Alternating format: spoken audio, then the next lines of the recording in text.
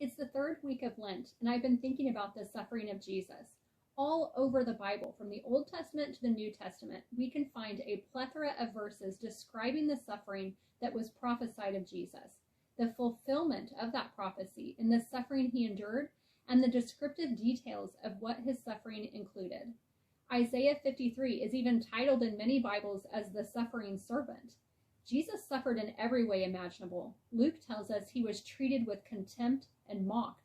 He was physically beaten by the soldiers before he was led away to be crucified. Matthew 27 tells us that he was stripped, and a twisted crown of thorns was placed on his head. The beating was so severe, Isaiah 52 says that his appearance was marred beyond that of a man.